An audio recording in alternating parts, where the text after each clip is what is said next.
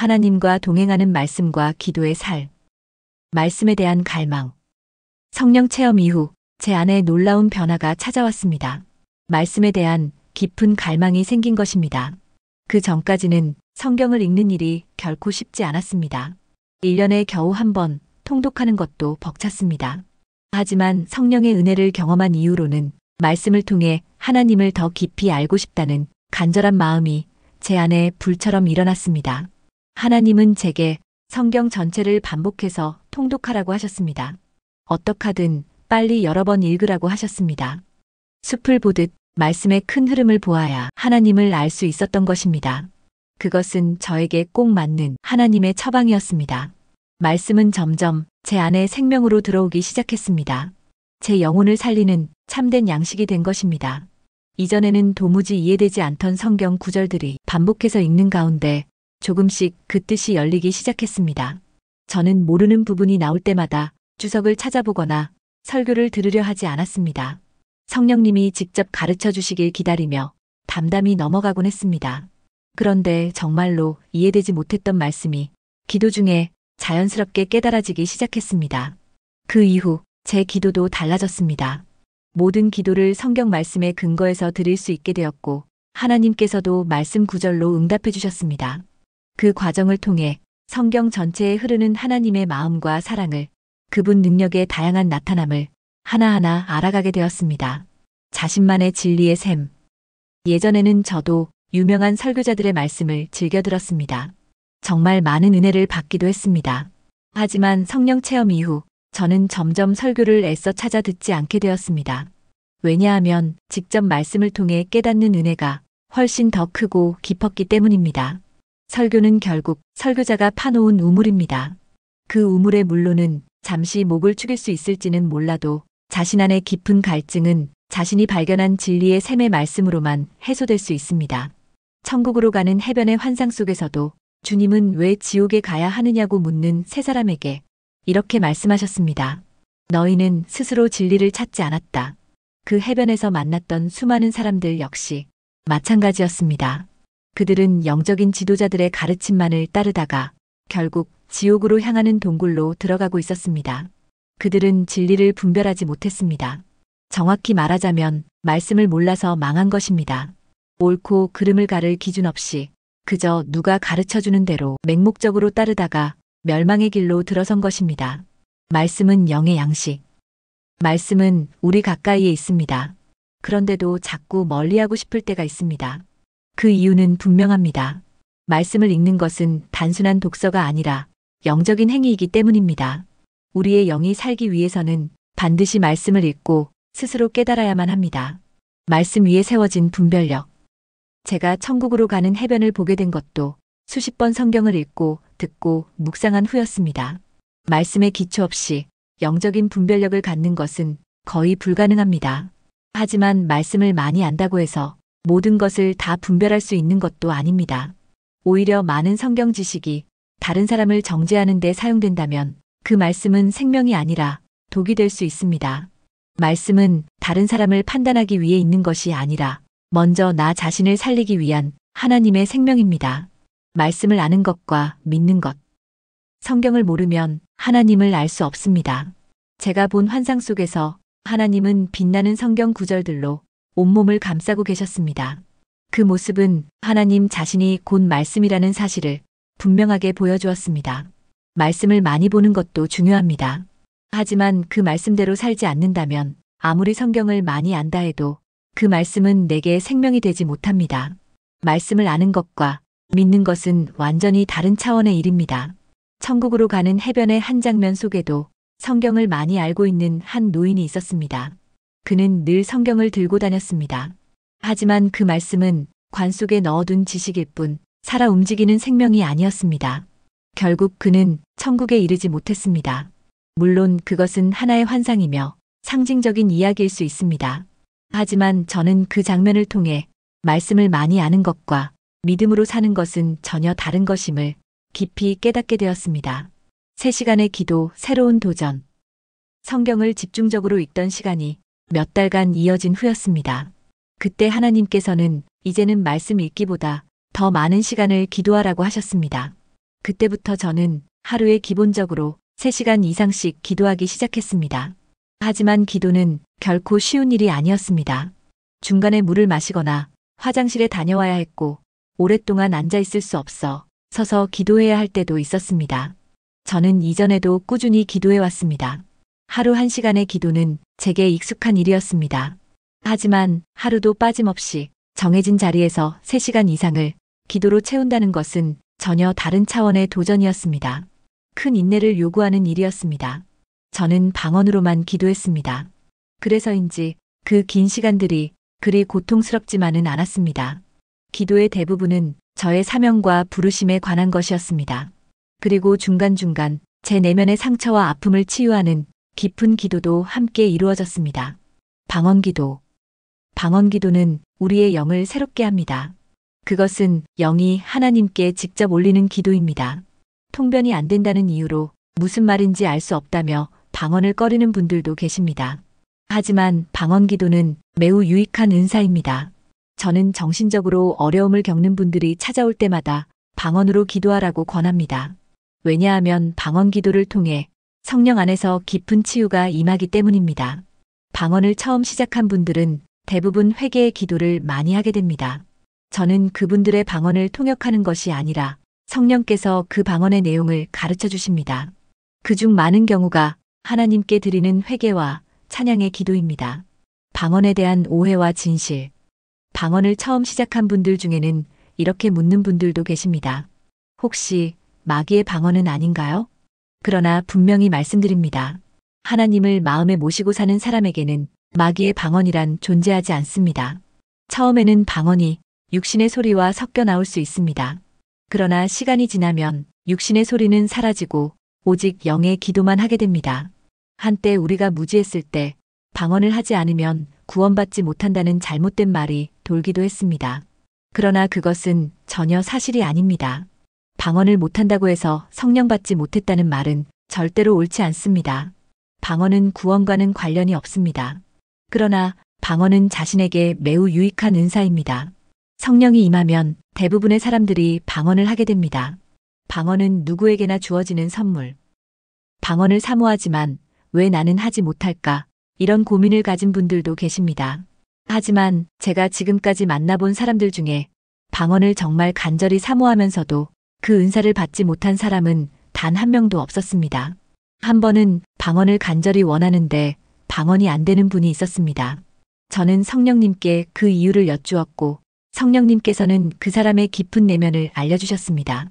그 사람의 마음 깊은 곳에는 방언하는 사람을 시끄럽고 교양 없는 사람으로 여긴 편견이 있었다고 하셨습니다. 저는 그가 방언을 간절히 원하고 있었기에 이 사실을 조심스럽게 전했습니다. 그러자 그는 큰 소리로 그 죄를 회개했고 그 순간 입에서 유창한 방언이 터져나오기 시작했습니다. 방언은 누구나 할 수 있습니다. 어린아이도 방언을 합니다. 방언은 이해되지 않더라도 반드시 유익한 은사입니다. 통변이 안 된다고 멈추지 마십시오. 입으로는 방언을 하고 마음으로는 하나님께 기도하십시오. 통변의 은사.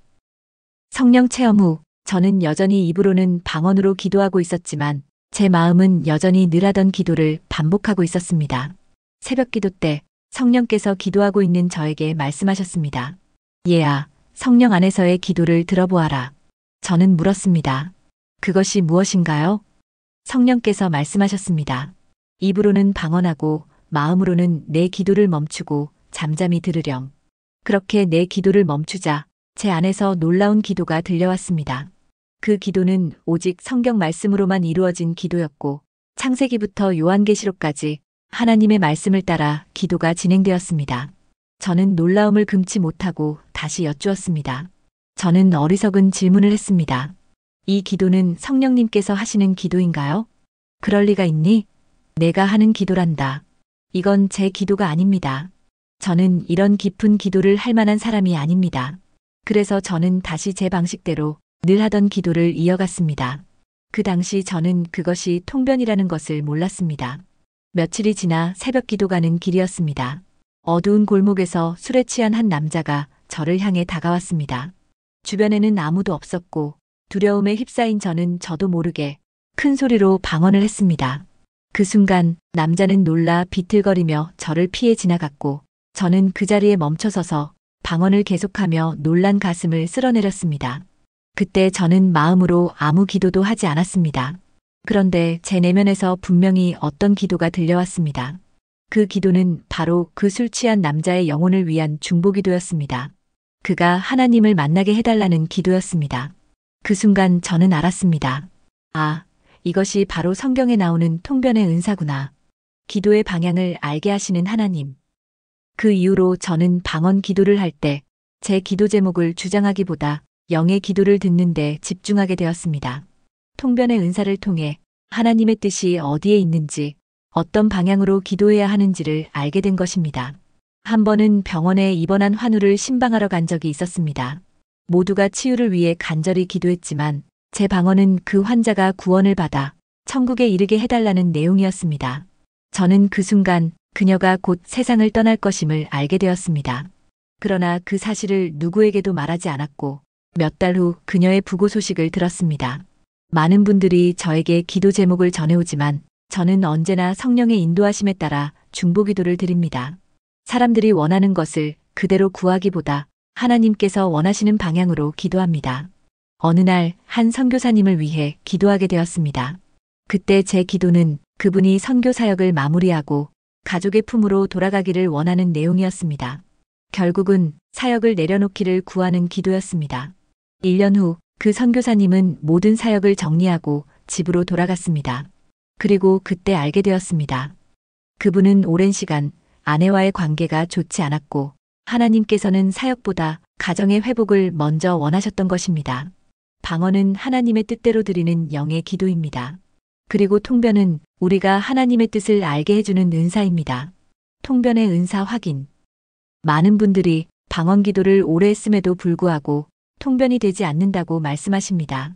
혹시 저처럼 통변은 있지만 영의 기도를 듣지 못하는 경우일 수 있습니다. 그래서 그런 분들을 위해 몇 가지 조언을 드리고자 합니다. 먼저 자신이 매일 습관처럼 드리던 기도를 내려놓아야 합니다. 만약 어렵다면 그 기도를 먼저 드리고 난 뒤 입술로는 방언을 말하면서 자신의 기도는 멈추고 잠잠히 기다려 보십시오. 입으로는 방언을 하되 마음의 시선은 하나님께 고정합니다. 그렇게 잠잠히 기다리면 마음속에서 기도가 울려나오기 시작할 것입니다.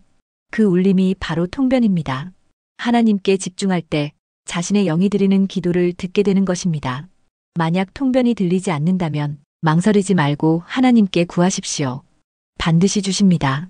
통변이 오면 하나님의 뜻을 알게 됩니다. 우리가 하나님의 뜻을 안다는 것은 매우 중요한 일입니다. 저도 가끔 통변이 되지 않을 때가 있습니다. 대부분 내적 치유를 위한 기도를 할 때 그렇습니다. 과거의 고통에서 비롯된 상처를 치유하는 기도는 그 기도를 다시 들음으로써 오히려 상처를 다시 들추게 될 수 있기 때문입니다. 그럴 때는 성령님께서 이렇게 말씀하십니다. 지금부터는 통변이 되지 않을 것이다. 그러면 저는 계속해서 반복되는 내용의 통변만 듣게 됩니다. 저를 치유해 주세요. 그리고 기도 사역 중에도 통변이 되지 않을 때도 있습니다. 제가 기도해 주는 분의 비밀을 성령님께서 제게 알려주지 않으실 때입니다. 성령님은 아주 인격적이십니다. 그때도 성령님께서는 미리 말씀하십니다. 통변이 되지 않을 것이다. 저는 성령님께서 알려주시는 것 외에는 더 이상 묻지 않습니다. 기도 사역 중 상대를 위해 방언으로 기도할 때 그들의 영적인 상태를 더 잘 알게 됩니다. 예를 들어 제가 귀신을 쫓고 있다면 그 사람에게 귀신 들림이 있음을 알게 됩니다. 통변이 없어도 방언 기도는 유익합니다. 그 상황에서 가장 적절한 기도를 성령의 인도하심에 따라 하기 때문입니다. 그러니 통변이 없어도 입으로는 방언을 하고 마음으로는 원하는 기도를 하십시오. 통변이 왔다면 그 영의 기도에 마음을 싣고 더 깊이 집중하시면 됩니다. 더 깊은 영적인 기도, 하나님과 하나됨. 기도가 점점 더 깊어질수록 방언 없이도 통변만으로 기도하게 되는 단계에 들어가게 됩니다. 이 단계에서는 방언조차도 기도를 방해하는 소리처럼 느껴질 정도로 영의 기도가 매우 섬세하고 조용히 울려옵니다. 그 기도는 어떤 말이나 표현을 초월한 오직 마음이 하나님께 온전히 집중될 때 마음 깊은 곳에서 조용히 올라오는 영의 울림입니다. 그때부터는 내 생각이나 감정, 심지어는 기도 제목조차도 하나님의 임재 앞에서 서서히 사라지게 됩니다. 기도자는 자신이 하나님과 하나 되어 있음을, 영이 하나로 연결되어 있음을 확인할 수 있습니다. 이러한 기도의 깊은 단계에서는 어떤 말도 소리도 움직임도 하나님과의 교제를 방해할 수 있기 때문에 기도자는 자연스럽게 아주 조용한 골방, 고요한 공간을 찾게 됩니다. 그곳에서 기도자는 더 이상 말하지 않아도 하나님이 아시고 더 이상 울부짖지 않아도 하나님의 마음이 전해지는 깊은 영의 교제 속으로 들어가게 됩니다. 기도 제목 내려놓기의 어려움. 평소에 하던 기도 제목을 내려놓는 일이 얼마나 어려운 일인지 저는 잘 알고 있습니다. 늘 하던 것처럼 아이들과 가족을 위해 기도하지 않는 날이면 왠지 모르게 나쁜 일이 생길 것 같은 불안이 찾아옵니다. 또 모든 일에 기도하라는 말씀에 따라 아주 사소한 일까지도 걱정하며 기도해 왔기에 그 모든 습관을 내려놓는다는 건 결코 쉬운 일이 아니었습니다. 어느 날 기도하는 저에게 하나님께서 말씀하셨습니다. 기도는 내가 말하는 시간이 아니란다. 기도는 내가 원하는 것을 구하는 시간이 아니다. 기도는 너와 나의 교제란다. 나도 말하게 해줄 수 있겠니? 그 순간 저는 조용히 입을 다물었습니다. 하나님은 저와 교제하길 원하셨습니다.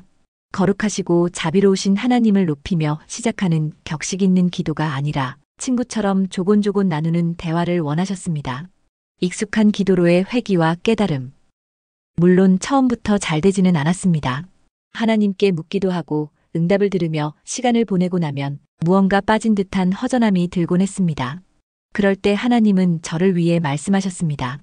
이제 내 기도를 해도 된단다. 그러면 저는 매일 하던 기도 제목으로 간구하기 시작했습니다. 그런데 그때 하나님께 느껴지는 분위기는 이랬습니다. 그래, 이제 내가 평소에 하던 기도를 해도 돼. 내가 기다려줄 테니 얼른 끝내렴. 또는 이런 마음이 느껴졌습니다. 내가 이미 결제했고 응답도 준비되어 있단다. 너를 위해 말할 시간을 줄게. 너는 말해. 나는 잠깐 쉬고 있을게. 하나님께 드리는 우리의 기도 대부분이 어쩌면 이런 모습이지 않을까요? 제가 매일 하던 간구의 기도가 끝나면 하나님은 이렇게 말씀하셨습니다. 그래, 다 했니? 그럼 이제 우리가 아까 나누던 이야기로 다시 돌아가 볼까? 그때 저는 제가 드린 기도를 누구에게 한 것인지 의문이 들곤 했습니다. 그런 기도는 스스로를 안심시키는 행위였지만 하나님을 신뢰하는 자로서의 태도는 아니었습니다. 믿음이 차오르고 나서야 저는 매일 습관처럼 하던 기도를 내려놓았습니다. 기도는 하나님과의 친밀한 교제입니다. 거창하게 할 필요 없습니다. 친밀한 아버지나 벗에게 하듯 기도하십시오. 그리고 그분의 음성에 귀를 기울이십시오. 많은 말을 하기보다 잠잠히 하나님 앞에 조용히 머무는 그 순간 당신은 더 깊은 은혜 안에 거하게 될 것입니다. 응답에 대한 깨달음. 하나님은 인격적이시고 다정하시며 사랑이 넘치시는 아버지이십니다. 또한 모든 것을 창조하시고 주관하시는 주권자이십니다. 그분은 우리가 기도하기도 전에 우리에게 필요한 것을 이미 알고 계십니다. 많은 분들이 묻습니다. 왜 오랫동안 기도해온 제목이 이루어지지 않을까요? 저도 한때 하나님께 그렇게 질문한 적이 있습니다. 하지만 점점 깨닫게 되었습니다. 하나님은 우리가 구하는 것이 정말 우리에게 유익한지 아닌지를 아시는 분이십니다. 우리가 간절히 바라는 것보다 더 좋은 것이 무엇인지 우리는 모르지만 하나님은 알고 계십니다. 그래서 내가 구하는 것이 내게 진정으로 유익한지 판단하는 일은 내 몫이 아니라 그분께 맡겨야 한다는 것을 배웠습니다. 기도했다면 그 응답도 하나님께 맡기는 것이 맞습니다. 그런데 우리는 종종 하나님께 기도하면서도 응답의 방식과 시기까지 정해놓고 기도합니다. 이렇게 해주세요. 이 시간 안에 이런 방식으로 이루어주세요. 하나님을 믿는다는 것은 그분의 능력을 믿는 일이기도 하지만 무엇보다 그분의 사랑을 믿는 것입니다. 하나님이 나를 사랑하신다는 그 사실을 믿는 것이지요. 그러니 지금 당장 응답이 오지 않더라도 하나님이 나를 사랑하시기에 내게 가장 좋은 것을 주실 것을 믿어야 합니다. 내가 원하는 것이 아닐지라도 하나님이 허락하시는 것이 나에게 가장 좋은 것임을 믿습니다. 이 고백이 우리의 기도 속에 담겨야 합니다. 기도와 응답, 그리고 영적 성장의 길. 때로 우리에게 닥친 문제는 우리 영적 성장을 위한 귀한 기회일 수 있습니다. 하나님은 그런 기회를 절대 놓치지 않으십니다. 왜냐하면 그것이 우리에게 더 유익하기 때문입니다. 혹시 지금 응답받지 못한 기도 제목 때문에 더 간절히 하나님을 찾고 계신가요? 그 기도 제목이 미응답이라 하더라도 그로 인해 하나님께 더 나아가고 우리의 영혼이 하나님 안에서 성장하고 있다면 그것 또한 큰 유익입니다. 기도의 목적은 단지 응답 그 자체가 아니라 하나님과 더 가까워지는 데 있습니다. 그러니 지금 바라보는 문제를 하나님의 시선으로 바라보시기 바랍니다. 저 역시 오랫동안 간절히 기도해온 제목이 있었습니다. 그러나 이제는 더 이상 그 기도를 드리지 않습니다. 왜냐하면 하나님께서 이미 응답되었다고 말씀하셨기 때문입니다. 저는 그 말씀을 믿고 그저 감사할 뿐입니다. 만약 다시 같은 기도를 반복한다면 하나님을 신뢰하지 않는 것과 같기 때문입니다. 나의 기도, 하나님과의 깊은 만남.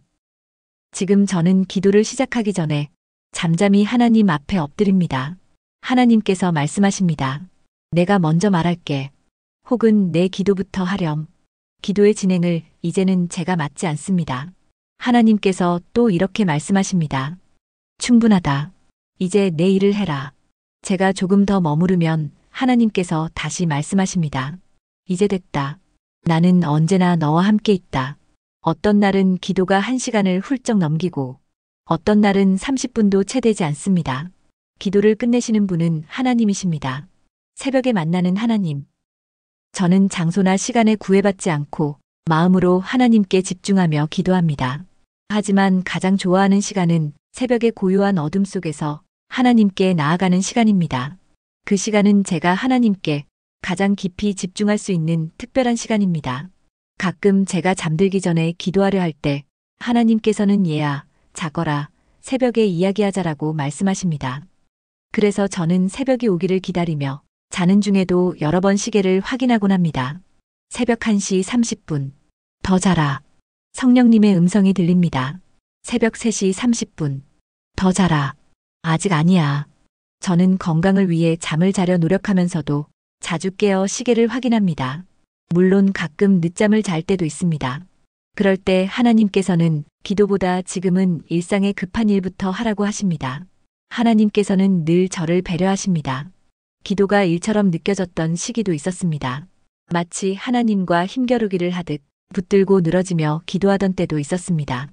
기도해야 한다는 부담감과 기도하지 않으면 뭔가 잘못될 것 같은 불안함도 있었습니다. 매일 같은 말을 되뇌며 주문처럼 기도했던 시기도 있었습니다. 간절함을 끌어올리기 위해 지나간 감정을 억지로 붙잡으며 한바탕 울면서 기도하기도 했습니다. 사랑 없이 기도한 적도 많았고 믿음 없는 기도도 많았습니다. 기도를 많이 한다는 것을 자랑으로 여기던 때도 있었습니다. 하지만 지금은 그런 식의 기도는 하지 않습니다. 저는 더 이상 거룩하시고 자비로우신 전능하신 하나님이라고 부르며 기도하지 않습니다. 관객석에 하나님을 앉혀두고 무대 위에서 저 혼자 떠들던 기도를 내려놓았습니다. 기도는 하나님과의 교제. 이제는 하나님의 뜻을 알고 싶고 그분의 마음을 이해하고 싶어서 기도합니다.